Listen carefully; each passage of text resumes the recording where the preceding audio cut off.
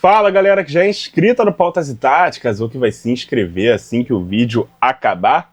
Vamos responder a nossa caixinha de perguntas dessa semana. Algumas perguntas aqui bem interessantes, já andei dando uma olhadinha, tirando algumas dúvidas, né, com a galera que mandou perguntas que não ficaram tão bem assim explicadas e tal, mas se você ainda não sabe onde chegar, né, como participar, segue lá o @pautas e táticas no Instagram, fica atento aos stories, quando eu deixar a caixinha, você manda até 3 perguntas, no dia seguinte a gente vem aqui, grava e posta. Hoje a caixinha voltando pro seu dia original, tá? De quinta para sexta-feira, quando normalmente, né, excepcionalmente a gente faz ali alguma troca, alguma mudança, se acontecer alguma coisa extraordinária. Como essa semana tudo dentro da normalidade, a gente faz a caixinha realmente de quinta para sexta-feira. Só um minutinho, galera.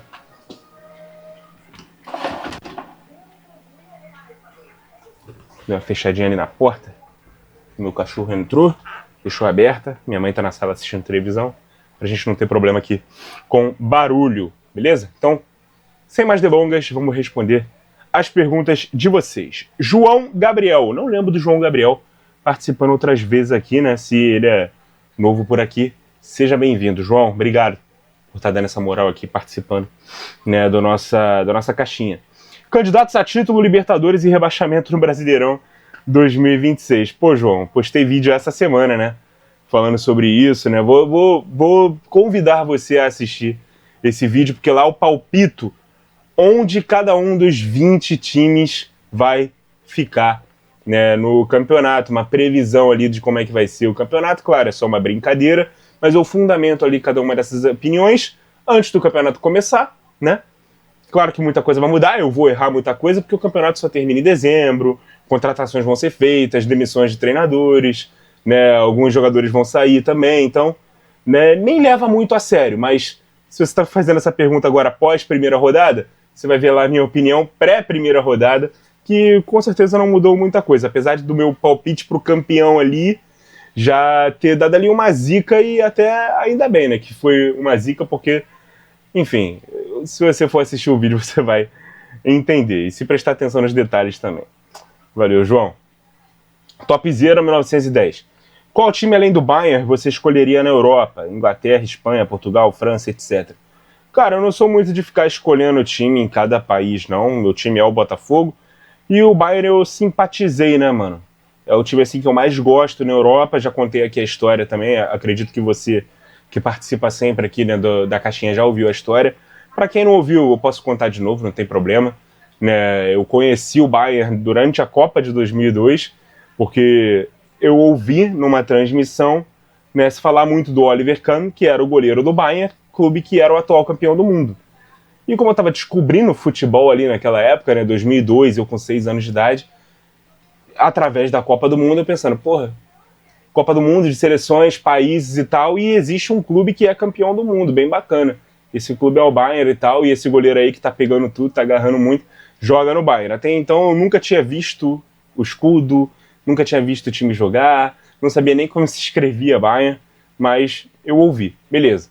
Passou uns meses, eu tô zapeando ali os canais abertos, passava no canal 2, eu sempre me confundo se é TV Cultura ou TV Futura, o nome do canal, mas no canal 2 passava a Bundesliga, eu só tinha acesso à TV aberta. Nesse belo dia, eu vi que estava passando um jogo do Bayern na Bundesliga, e eu vi o Oliver Kahn lá, e eu lembrei do Oliver Kahn na Copa, e a partir daí eu comecei a acompanhar e adotei o Bayern como meu time europeu, beleza? Como eu não tenho nenhuma história nem um pouco parecida, né, com outros clubes, eu não tenho uma torcida por outros clubes. Claro que eu tenho ali, né, admiração de times históricos, né, de épocas que me fazem, que me remetem, né, a alguma coisa ou a algum bom momento, e a gente acaba criando ali um carinho por esses times, mas não é como se a gente fosse torcedor. Né, o Arsenal do Henry, né, o Milan do Kaká, né, do Ancelotti, né, Seedorf, Maldini, enfim, cresci vendo esse grande time do Milan, né, o Real Madrid dos Galácticos, cara, até um pouco o Tottenham, porque eu acho que o Tottenham, apesar de ser rival do Arsenal, tem isso, né, eu vi ali o Tottenham, principalmente na época do Pochettino, falava, pô, mano, o Tottenham é tão azarado quanto o Botafogo, às vezes tem um time muito bom, briga na parte de cima, mas nunca consegue chegar ali no seu objetivo. E o objetivo podia nem ser o título, às vezes era só classificar para Champions, o time às vezes ficava ali o campeonato todo ali no G4 e saía na reta final, e eu identificava muito isso parecido com outros tempos ali do Botafogo. Então eu também peguei um carinho, né, pelo Tottenham por isso e tal, enfim, mas não tem muita torcida. Gosto do Manchester City por causa do Guardiola, e gosto do Guardiola muito por conta dele ter sido técnico do Bayern e como aquele time jogava. Eu li os 2 livros do Guardiola, eu me tornei fã do Guardiola muito mais no Bayern do que no Barcelona. Beleza? Então, tenho também um carinho, né, pelo Manchester City, enfim. E são esses, mano, mas eu não tenho ali nenhuma torcida para nenhum outro time que não o Bayern na Europa, não, beleza?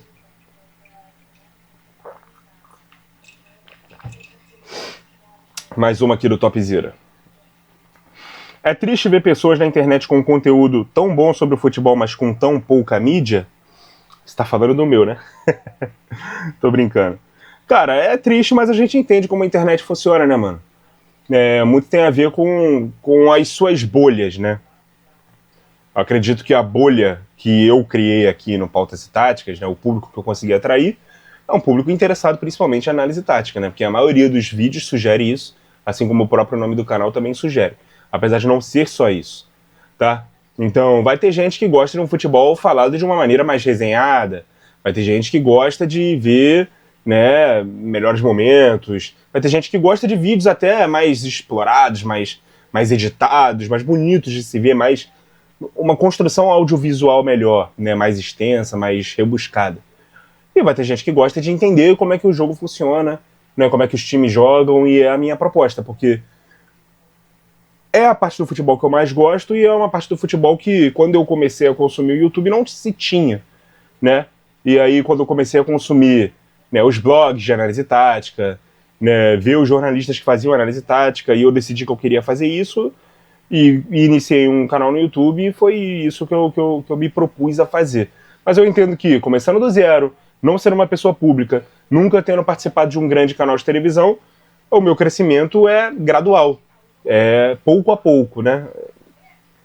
E, cara, sinceramente falando, claro que eu quero crescer muito mais, o meu objetivo é fazer ou que a relevância do canal me leve, me abra portas para uma outra empresa maior, ou que eu consiga fazer esse canal crescer tanto que eu não precise trabalhar em outro lugar, que o canal seja a minha única fonte de renda e que seja suficiente, né, para mim dentro da profissão. Mas, cara, quando eu iniciei o canal, era só o meu portfólio, era o meu último ano de faculdade, estava conciliando com estágio, né, com outros projetos, fazendo TCC no meu 8º período de jornalismo, né, os outros trabalhos de outras matérias que eu tinha que fazer também. E eu decidi também fazer um canal para poder já ter alguma coisa ali para treinar e ter como portfólio de trabalho, tá? Acabou que praticamente tudo que eu participava antes, né, até meu primeiro trabalho, né, não existem mais, e o que ficou daquele tempo, né, 6 anos atrás, foi o meu canal. Então hoje o canal é o meu trabalho, e assim eu comecei. Agora, se tem a visibilidade que merece ou não, eu deixo para vocês, e eu espero que vocês que gostam do meu trabalho difundam cada vez mais entre os amigos de vocês que gostam de futebol, para fazer, né, o nosso canal crescer cada vez mais. Beleza? Aqui é a terceira do Topzera. Conhece e indicaria algum jogador no estilo do Yuri, que tem uma boa finalização para jogar no timão? Cara, o estilo do Yuri eu defino muito mais como segundo atacante do que centroavante, tá? Eu acho que ele é muito mais esse tipo de jogador que joga melhor em dupla, né, do que como centroavante. A gente pode citar alguns jogadores, né, que tem essa característica. Agora, se vão ou não jogar no timão, eu não sei, mano. Mas, por exemplo, o próprio Gabigol do Santos tem essa virtude, né? O Richarlison do Tottenham tem essa virtude. Caraca, já começou a me dar soluço cedo.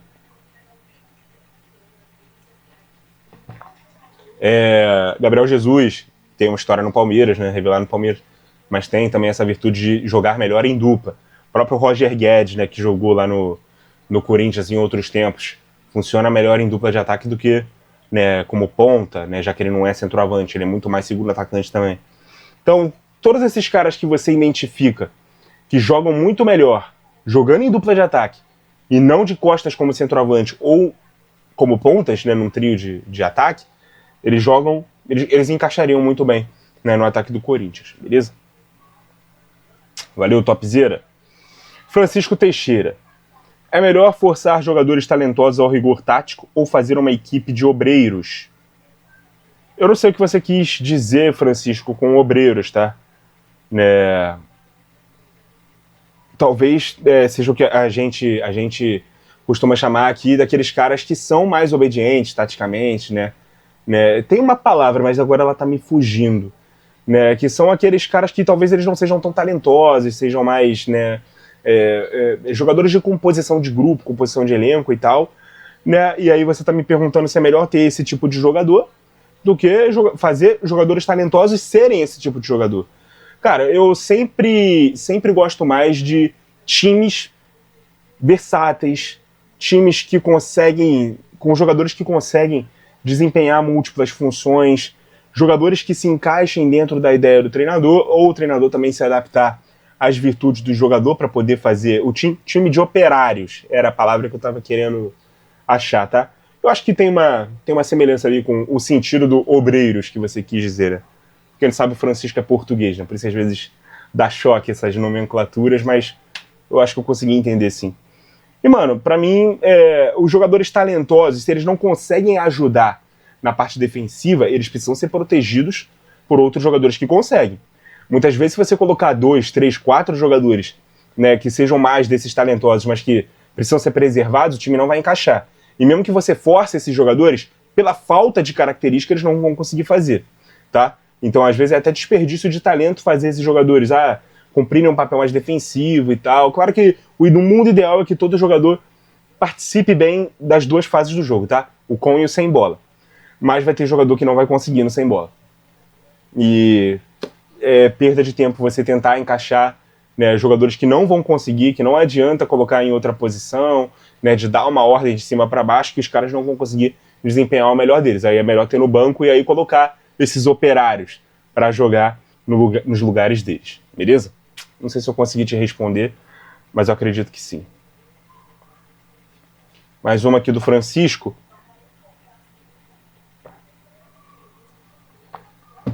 A tendência do futebol atual é voltar o jogo pelo corredor central? Eu não vejo como tendência isso não, mano. Eu acho que o meio-campo ele continua sendo o coração do jogo, tá? Há uma busca muito grande sempre por ter mais jogadores no setor de meio-campo do que o adversário. Na verdade, a superioridade numérica ela é buscada desde a saída de bola até a fase final do jogo, mas principalmente no meio-campo. Mas assim, as pontas ainda são espaços muito valiosos do jogo. A gente tende a supervalorizar o meio porque o gol tá no meio, né? O gol não tá pelos lados, o gol tá no centro. Então o espaço mais perigoso para se atacar ainda é o centro. Mas muitas jogadas nascem das pontas, sejam com ultrapassagens de laterais ou sejam com os próprios pontas, né, nas costas dos laterais adversários. Então, ainda são espaços muito bons de se explorar quando se tem, beleza? Então, eu não vejo como tendência o jogo se voltar pro centro do campo, não. É isso. Mais uma aqui do Francisco. Quem tem normalmente mais facilidade em se tornar um bom 8? Um 6 ou um 10? Essa eu precisei consultar o Francisco, né, mandar mensagem para ele no privado para entender o que exatamente ele estava querendo dizer. Né? Ele me explicou que o 6 no país dele é o que a gente aqui no Brasil entende como 5, né, o primeiro volante. E basicamente o que ele me perguntou é mais fácil um primeiro volante se tornar um bom segundo volante? Ou um meio armador? Ou um box-to-box, né, que é como a gente chama aqui normalmente, comumente, o camisa 8, ou é mais fácil o meia atacante se tornar esse jogador? Acho que tudo depende da característica individual do jogador em questão, tá? Se o primeiro volante tiver essa boa capacidade de pisada na área, de bom passe, de construção, né, de fôlego, né, para ir e voltar, um bom poder de infiltração, eu acho que ele vai ter uma facilidade maior do que o 10. Até porque muitos 8 têm se transformado em 10, têm pisado mais na área também, né? Inclusive o Bellingham, por exemplo, ele é um 8 que se transformou em 10. Hoje é até estranho a gente vê o sendo escalado como segundo volante quando é, né? Mas ele é um 8 de origem, né? Ele é um cara que parte de um posicionamento mais recuado e mais próximo da zaga adversária. Pelo menos era assim no Borussia Dortmund. Quando ele chega no Real Madrid, ele é escalado como 10, quase falso 9. Tá? Então ele se tornou esse cara, mas o 8, que tem mais uma virtude mais ofensiva, à medida que ele vai ficando mais velho, ele vai sendo aproximado do gol. Foi assim com o Yaya Touré, tá sendo assim com o Modric, né? Mas tem aqueles caras que são puxados um pouco mais para trás, como o Kroos. Ele foi puxado da função de 8 para de 5, para se tornar quase que um redista ali, né? Um primeiro volante mais passador do que marcador. Então tudo depende da característica técnica do jogador para ver que função tática, para qual função tática ele vai evoluir, né, no decorrer da carreira. Principalmente quando ele for ficando mais velho e menos, como a gente pode dizer, menos capaz fisicamente, né, menos apto para poder fazer funções que exigem mais da parte física, beleza? Mas eu acho que é mais fácil o 5 se tornar o 8 do que o 10, tá? Porque é mais fácil o jogador dar passos para frente do que para trás no fim da carreira. Minha visão é essa. Valeu, Francisco. Thor Carvalho. Hoje em dia, você acha mais difícil encontrar jogador que joga a vida inteira por um só clube? Ah, com certeza é muito mais difícil, né, mano? Né, as tentações do mercado estão aí, né? Quando o jogador é bom e quando o jogador é ruim, muitas vezes o clube não quer que ele fique lá por muito tempo, acaba o contrato, não renova, né? Então é bem mais difícil a gente ter, né, um cara tendo lealdade, amor à camisa por um time só, jogar por um time só a vida inteira. Especialmente falando de Brasil, né? Lá na Europa, né, de repente um jogador ali do futebol alemão, sempre tem, né, essas lendas, né, que querem jogar só por um time. Futebol italiano tinha muito disso também, mas é mais difícil. Hoje em dia é mais difícil. Eu não lembro se eu fiz um vídeo sobre isso, cara, de jogadores que atuaram por um só time a vida inteira. Mas estava nos meus projetos fazer. Agora eu não lembro, cara, se eu realmente já fiz um vídeo sobre isso ou se ainda me falta. Depois eu vou dar uma olhadinha. Quem lembra aí, quem é rato aí do canal, cara, são quase mil vídeos, então eu não vou lembrar. Mas quem é rato aí do canal, que assiste tudo, deve lembrar se é que eu já fiz, beleza? Mais uma aqui do Thor. Gosta do Jorge Igor? Assiste o canal dele? Gosto, cara. Quando eu fiz um vídeo aqui sobre os meus narradores preferidos, se não me engano, ele ficou em segundo ou terceiro na minha lista. É um dos meus narradores preferidos. E o canal dele é um canal muito de opinião, né? Ele dá porrada em muita gente que tem que dar, faz análises muito lúcidas, melhores até que vários comentaristas. Eu gosto do Jorge Igor, mas eu parei um pouco de acompanhar tanto as narrações quanto o canal depois que ele saiu da TNT. Porque eu não gosto muito da GETV, não, pra falar a verdade. Acho as brincadeiras muito forçadas. Eu acho que há um esforço muito grande para tentar fazer algo semelhante com o que é a Cazé TV, sem ter os profissionais que têm esse perfil e sem ter a amizade natural que os caras ali da Cazé TV nitidamente têm. Né? Você vê que os caras são realmente entrosados porque eles são amigos fora do ar, né? Quando a câmera desliga. Eu acho que eles são eu não conheço nenhum deles pessoalmente, né?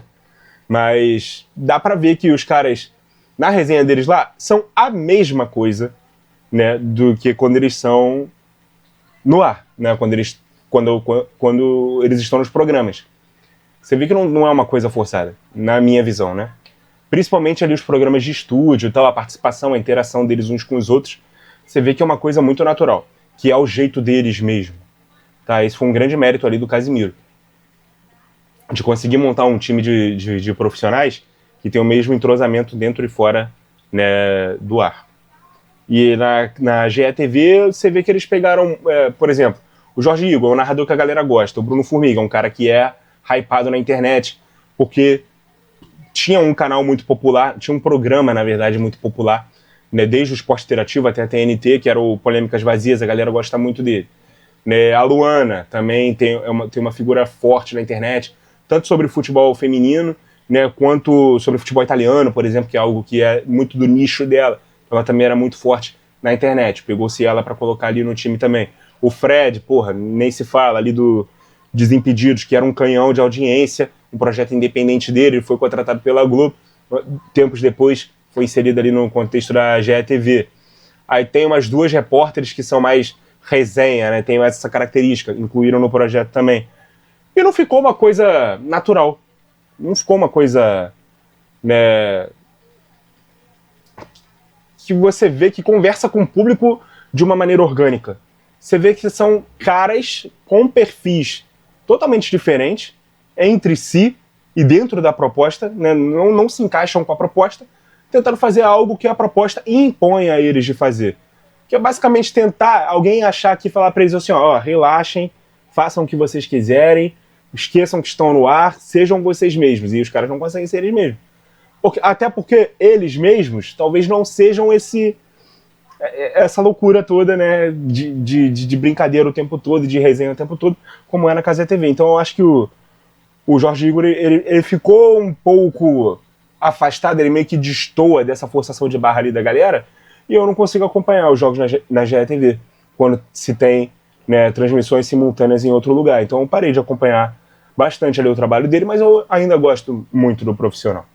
Tá? Eu espero que a GETV, inclusive, repense se ela realmente quer ser uma concorrente da Cazé TV, fazendo o que a Cazé TV faz. Eu acho que se esses caras fizessem o que eles são acostumados a fazer sempre, daria bem mais certo. Beleza? É a minha opinião. Como espectador e como jornalista, tá? E como admirador do trabalho dessas pessoas. Mais uma aqui. Doutor, na pelada você aplica seus conhecimentos táticos e orienta o time como técnico? Não, mano, não faço isso, tá? Eu ajudo como posso, dentro da minha visão, especialmente quando eu jogo no gol ou na zaga, que é a minha função, eu tento orientar, né, como dá, mas depende muito de com quem eu tô jogando ao lado também, né, mano? Tem gente que vai ouvir mais, tem gente que é mais cabeça dura, tem gente que é mais orgulhoso, mais marrento, e na pelada muitas vezes você joga com gente que você nunca viu na vida, que você não conhece. Aí pra você tentar se impor e falar o que o cara tem que fazer, às vezes o cara acha que tu não joga nada.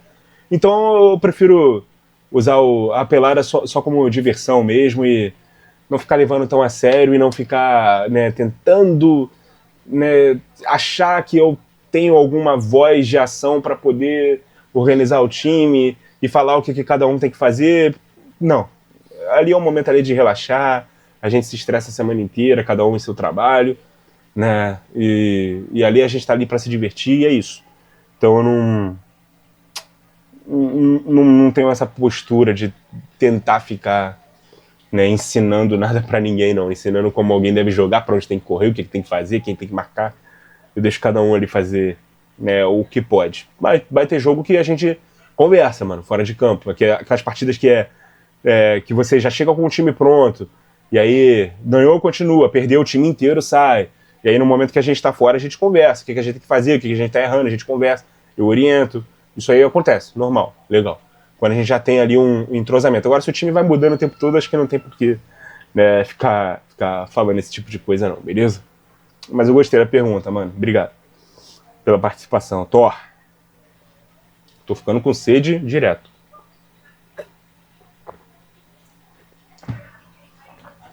André. E a proposta inovadora do Al Ittihad pelo Benzema? Salário fixo de 0 euros. Mano, precisei falar com o André, né, pessoalmente, olha, no privado, para saber que proposta era essa, porque eu não tava sabendo. Né, e segundo o André, eu achei uma loucura, tá? Né, o cara não teria salário, mas teria todo o lucro dos direitos de imagem, né, dele. Eu perguntei, pô, mas esse time aí, ele tá mal das pernas financeiramente? Ele falou, não, porque é um dos 4 times ali que tem a ajuda do governo, é o atual campeão, Benzema foi o melhor jogador, né, o principal jogador do time. Então, mano, eu só achei um desrespeito gigante, assim, né, de fazer essa proposta pelo cara. Provavelmente ele deve estar custando caro demais, e aí, pela idade que tem, o pessoal deve estar querendo fazer uma economia em cima dele. Mas, pô, mano, olha só, tá duro, dorme. Não pode pagar o cara, dispensa o cara. Não faz esse tipo de proposta, não, que é muito desrespeitosa, né, com o profissional. Bem desrespeitosa, por sinal. Mais uma aqui do André. O que dizer do Endrick ter mais dribles certos na Ligue 1, 11 e 2 gols, do que o Dembélé, 10 e 11 gols? Eu acho que é gols, né? 2G, 11G. Deve ser gols. Acho que é mais questão de característica e dos jogadores tentarem mais driblar, né? Não que o Dembélé não seja driblador, mas ele é muito mais aquele cara de aceleração, tapa na frente e corre, do que te chamar pro X1. O jogador brasileiro tem mais essa virtude, essa característica. E o Endrick chegou querendo espaço, querendo mostrar que ele realmente joga bola, que ele não desaprendeu a jogar, né? Quer voltar para a seleção, quer jogar a Copa do Mundo, quer ser titular, quer ter minutos, então ele tá usando todas as armas que ele pode aí para jogar, então ele tá tentando mais o drible. O Dembélé, como um cara que é o atual bola de ouro, é titular absoluto, não vai perder a vaga, né? Tá jogando numa posição até mais próxima do gol. Talvez se fosse na ponta, o Dembélé teria até mais X1 do que nessa função ali de centroavante. Ele é um cara até que, dentro da proposta de jogo do PSG, tem que se preocupar muito mais em marcar o adversário do que em driblar. Tá aí uma crítica que o Luxemburgo faz, né? Que se parou de dizer pro moleque driblar e passou-se a dizer pro moleque marcar. Mas eu acho que tem que se falar as duas coisas, né? Marcar sem bola e driblar com bola. Só que eu acho que por questão de característica de um e outro, o Endrick tenta mais o drible, o Dembélé tenta mais o tapa na frente para correr, né? Ganhar na velocidade. É a minha visão. E, porra, 11 contra 10 também, né?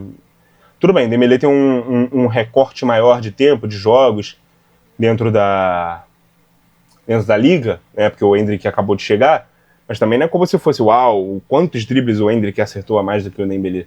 Mas sim, é uma estatística significativa e que deve realmente ficar cada vez mais discrepante à medida que o Endrick for tendo mais minutos.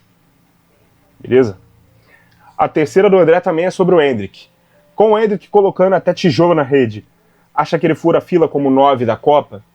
Cara, eu não acho impossível, mas eu acho improvável que ele seja convocado. Principalmente pelo técnico dele, né, o técnico da seleção, ser o Ancelotti, que trabalhou com ele no Real Madrid e dava pouquíssimos minutos para ele jogar, né, mano? A gente cobrava bastante até que o Endrick entrasse mais e por mais tempo quando entrava, né, nas partidas. Tinha jogo praticamente resolvido, né, com o Real Madrid ganhando de goleada, com muito tempo pela frente, e o moleque entrava aos 85 minutos, ou não entrava, né, tinha 5, 10 minutos para jogar, e quando ele tinha mais tempo para jogar era naqueles jogos de rotação de elenco, Copa do Rei, tanto que ele chegou a ser um dos artilheiros da Copa do Rei. Então, mano, assim, eu já falei com o André isso aqui também no privado, cara. Eu acho muito intrigante o fato de que o Dorival demorou bastante para utilizá-lo, né? Antes dele o Abel admitiu que errou, mas ele demorou bastante para utilizá-lo no Palmeiras. O Dorival tinha, né, pisava em ovos para usá-lo na seleção. O Ancelotti a mesma coisa. O Xabi nem quis conversa, nem utilizou. Pô, mano, será que a gente sabe tanto de futebol assim mais do que esses caras? Que veem os treinos, que estão vendo a qualidade do cara ali todo treino, e simplesmente decidem que ele não merece jogar mais tempo ou mais no lugar de outras opções que pra gente é menos talentosa. Porra, o Rony jogava mais tempo no Palmeiras do que o Endrick, antes do Endrick começar a ser titular ali na reta final de 23.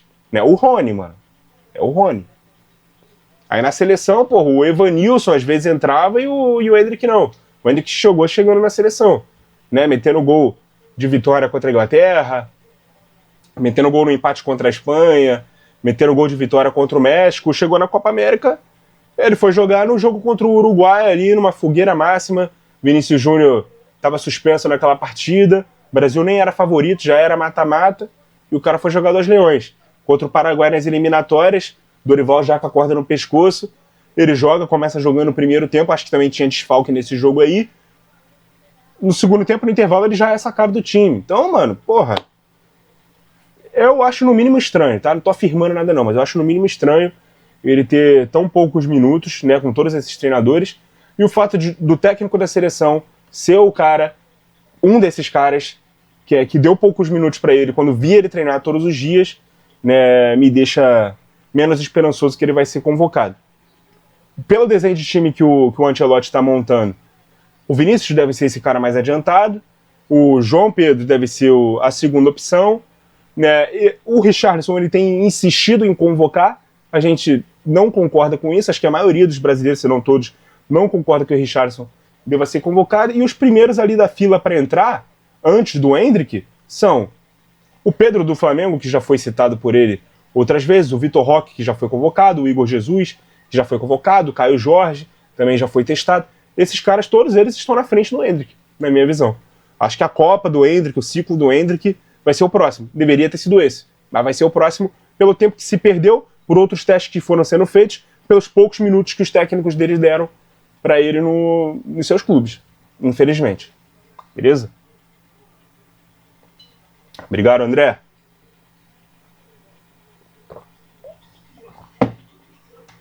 Araújo Juliano 12. Qual é o maior clássico do Brasil na atualidade? Pô, mano, independente de tempo, de ser atual ou ser histórico e tal, os clássicos estaduais, principalmente, os maiores continuam sendo, na minha visão, Corinthians e Palmeiras e Grêmio e Inter, tá? Agora, se a gente for falar de atualidade, a gente não vai para a esfera do clássico estadual, tá? A gente vai para o interestadual. Aí Flamengo e Palmeiras, que têm dominado o futebol brasileiro, né, vão ficar com esse meu voto aí.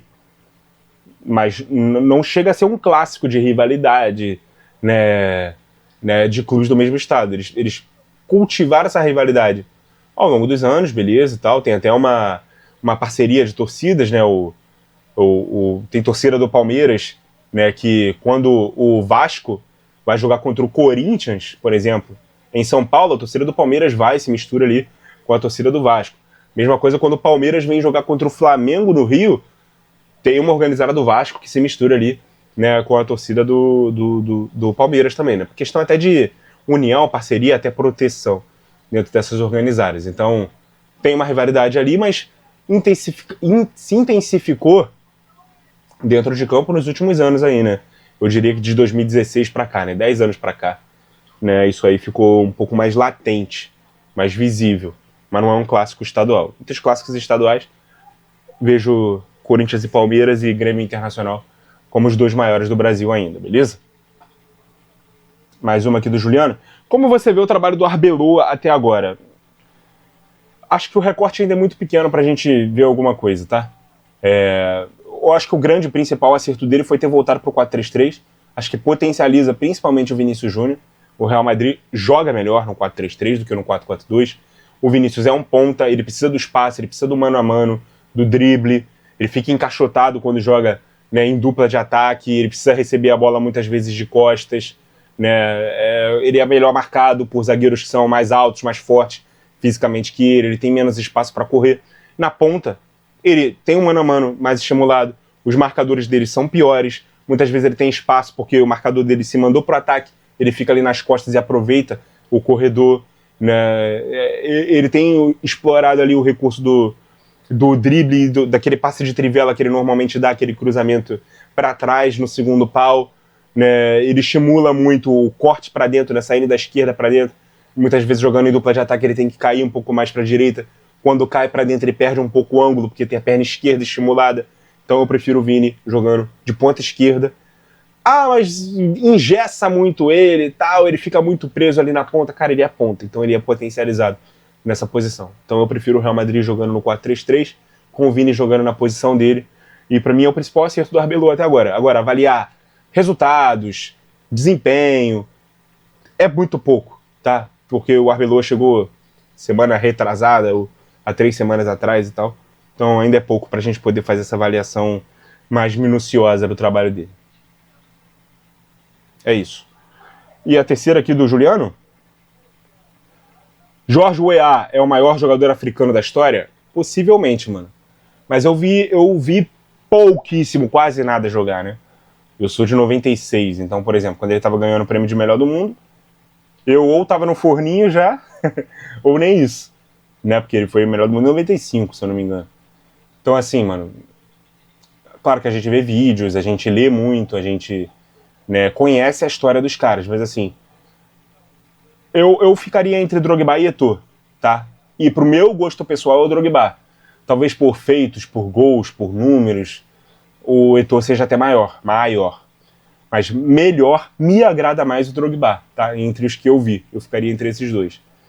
Mas o Weah tá na briga e provavelmente, ou possivelmente, melhor dizendo, talvez seja ele, sim, o melhor jogador africano da história. Eu só não tenho muita propriedade para falar porque eu não o vi jogar. Beleza? Valeu, Juliano. João Victor. Já dá para afirmar que sistemas com 3 zagueiros voltaram para valer, igual nos anos 90? Igual nos anos 90, não. Mas voltaram sim, já há algum tempo, inclusive. Um dos primeiros vídeos do meu canal, e um dos meus preferidos também, apesar de ele estar bem mal editado, porque eu coloquei uma música de fundo que tá estouradaça, né? Se fosse hoje em dia isso não aconteceria. Tava ali tentando ali pegar os milímetros ali da edição de vídeo e tal, mas é um dos meus vídeos favoritos aqui do canal. É o retorno dos sistemas com 3 zagueiros. E todas as vantagens que eles oferecem, né? Aquela estigma de que os 3 zagueiros remetem a uma ideia defensiva demais, pode esquecer. Pode esquecer. E não só os sistemas base, né? Os pontos de partida com 3 zagueiros, não só esses, mas também as variações, mano. Variação em saída de bola, variação no momento com bola, ofensivamente. Quase sempre está se deixando 3 jogadores mais recuados. Né, seja um lateral junto com os zagueiros, seja um volante. Então, entendeu-se muito que ter esse esteio de sustentação ali atrás, né, com 3 homens, 3 defensores, né, faz com que o time ataque com mais gente de uma forma mais organizada e tenha, né, bastante vantagens, né, de jogar assim. Então, muita gente está deixando o preconceito de lado e sendo adepto desse tipo de formação. Beleza? Mais uma aqui do João. Seria o lateral o jogador mais versátil hoje? Pode atuar em diversas funções, setor, variação? Mais uma. Depende de que lateral você está falando, de que jogador você está falando. Né? Eu entendi a pergunta. Eu acho que, realmente, para jogar na posição de lateral, você tem várias variações. Né? Você tem a variação do lateral base, né, que joga mais de zagueiro, do interior, né, que joga quase como um volante.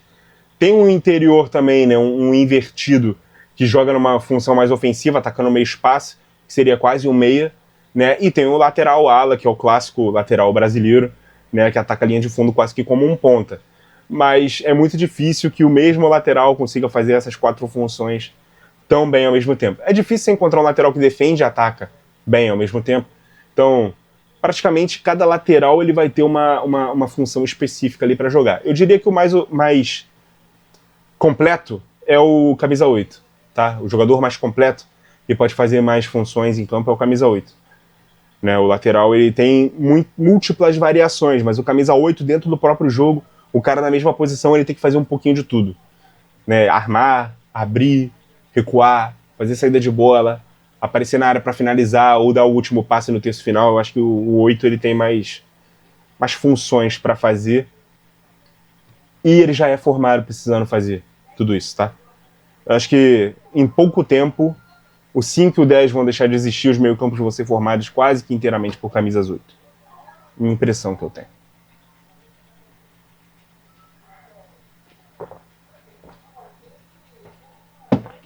A terceira do João Victor.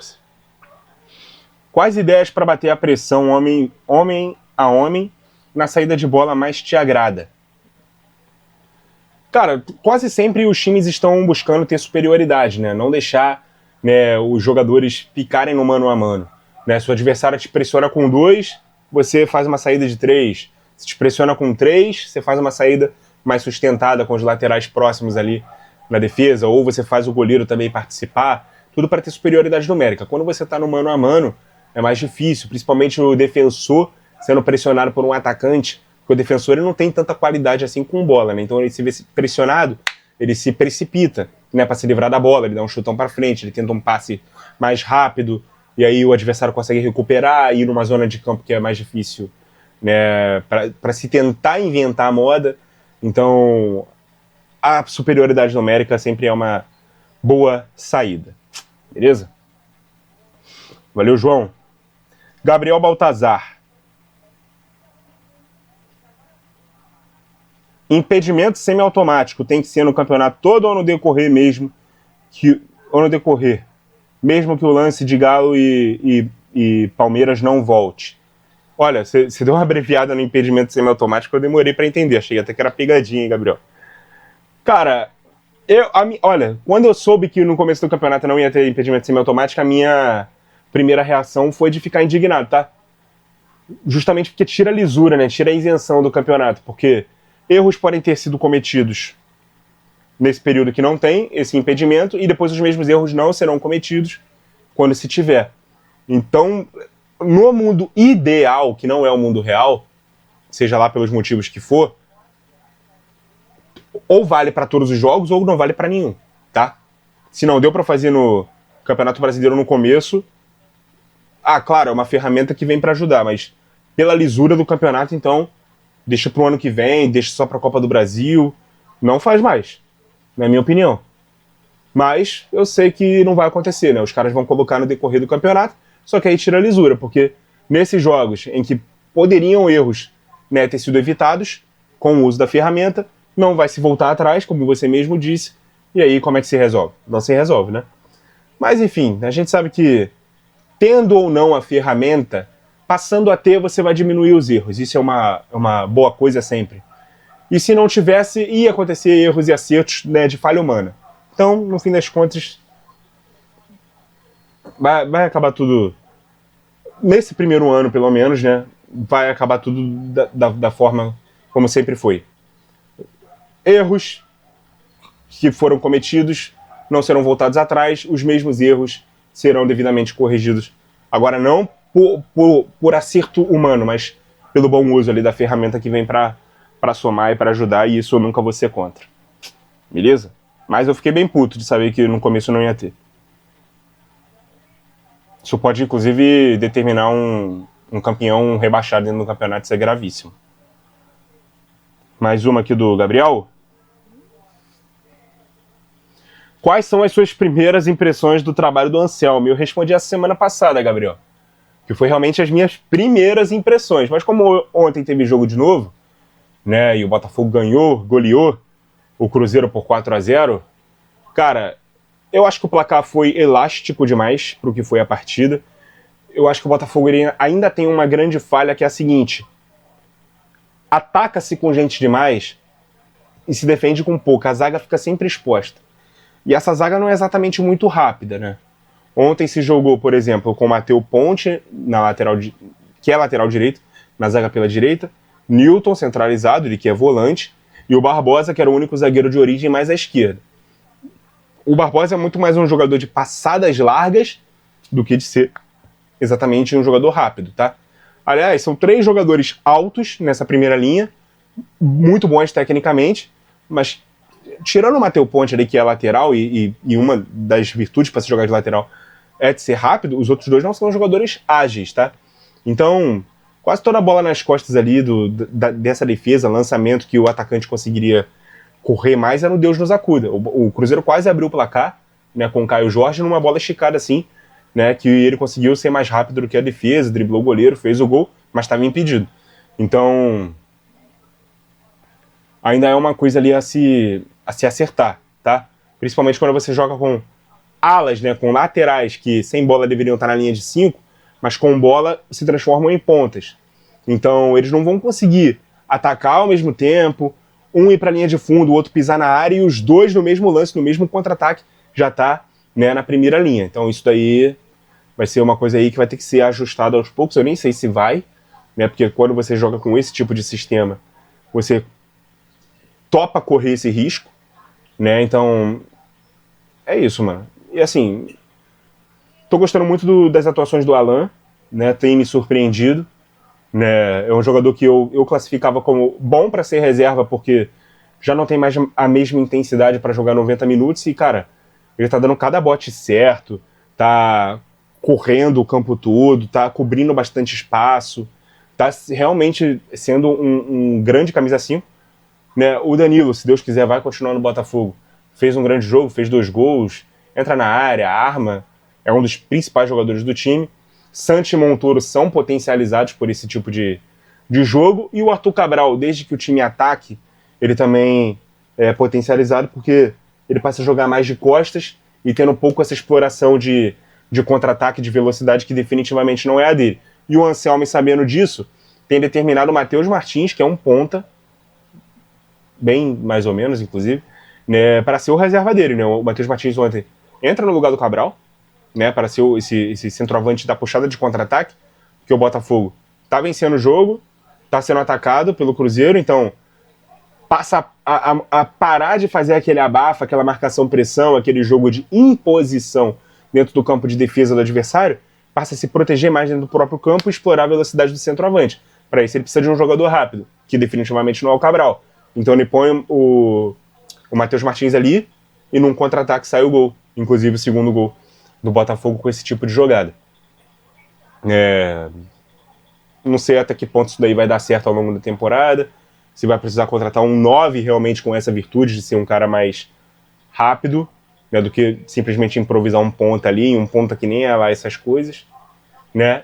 Ou talvez ele esteja descobrindo uma posição que o Matheus Martins renda melhor, já que na ponta ele já não é tão brilhante assim. Como eu disse, Montoro e Santos são potencializados nesse sistema, porque eles não são nem pontas e nem meias para jogar de camisa 10, então ali nos meios de espaço eles conseguem também se virar bem. E é isso, mano, minhas primeiras impressões aí, minhas segundas impressões no caso, né, são essas, que as primeiras eu falei na semana passada.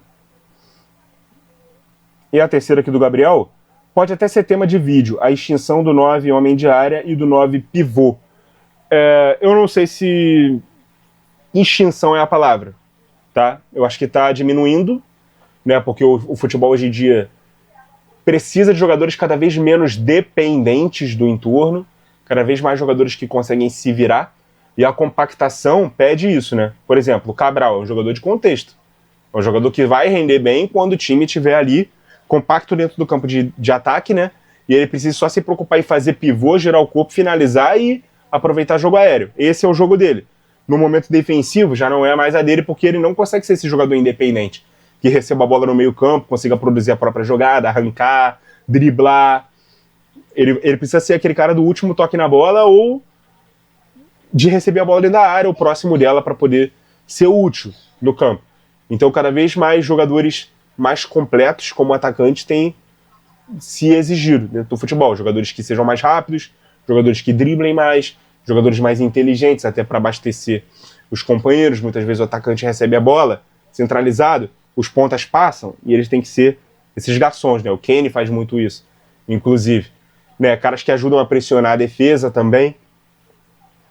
Então, não é que o 9 fixo ele está sendo extinto, ele ainda existe, tá? Mas ele vai precisar fazer mais coisas do que só ser esse grandalhão que fica ali na área de costas para a zaga. É isso.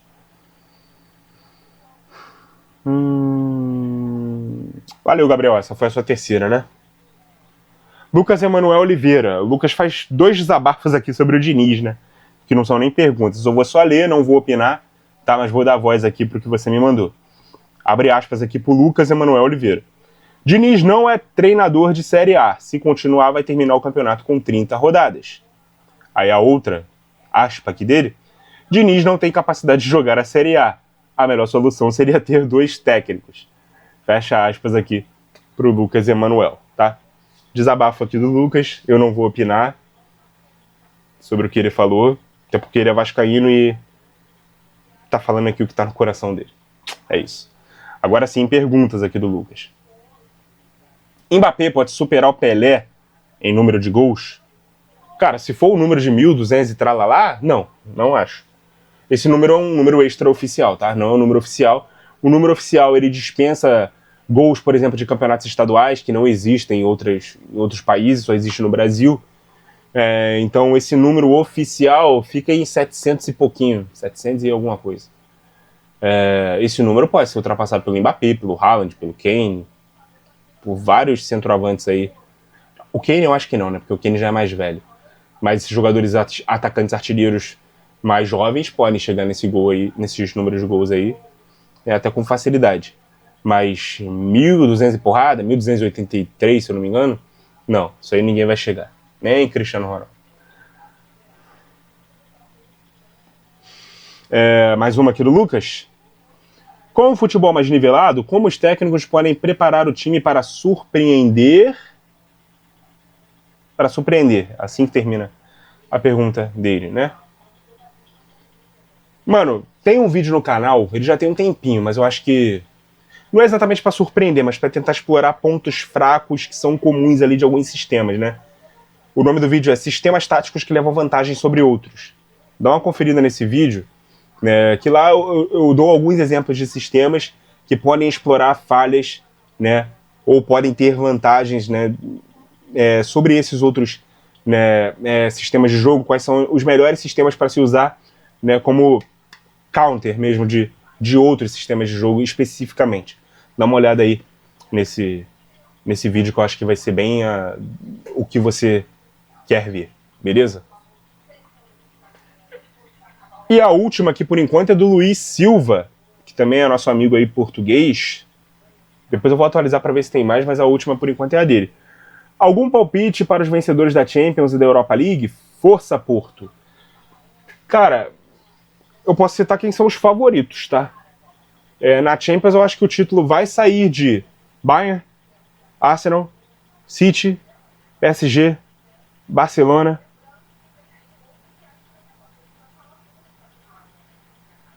Quem mais? Bayern, Arsenal, City, PSG, Barcelona. Acho que vai ficar entre esses 5 aí. Não vejo o Real Madrid brigando por título essa temporada, né? Inter de Milão também não, né? Liverpool bem mais ou menos na temporada. Acho que a Champions vai ficar entre um desses 5 aí, tá? Bayern, Arsenal, City, Barcelona e PSG. Acho que não foge desses 5. Agora a Europa League, que eu tô acompanhando um pouco menos, você falou do Porto. O Porto é um candidato, Aston Villa é um candidato, Lyon é um candidato, Roma eu vejo como candidata também. Acho que vai ficar entre esses 4 aqui, mas enquanto o Nottingham Forest estiver vivo, eu vou torcer pro Nottingham Forest, porque tem muitos ex-jogadores do Botafogo lá, e eu tô torcendo pro sucesso deles, cara. Jogadores que saíram pela porta da frente do clube, então, especialmente o Igor Jesus, então tô torcendo pelo sucesso do Nottingham, né? Ele foi pro playoff, vai enfrentar o Fenerbahçe, se eu não me engano. E é isso, tô torcendo ali pro Nottingham ganhar a Europa League, embora eu acho que seja muito difícil e que eles não sejam favoritos. Vou atualizar aqui para ver se tem mais pergunta. Aparentemente não tem não, acho que essa foi a última.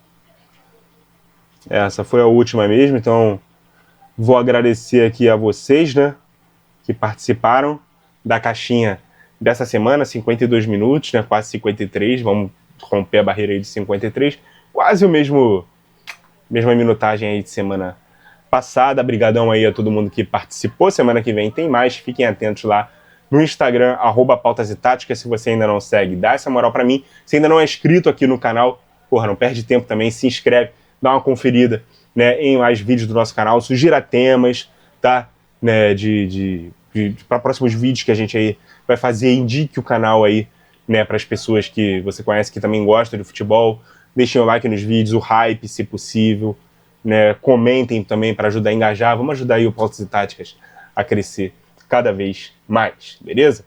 Muito obrigado a você que acompanhou o vídeo até aqui, continue ligado no nosso canal. E até a próxima!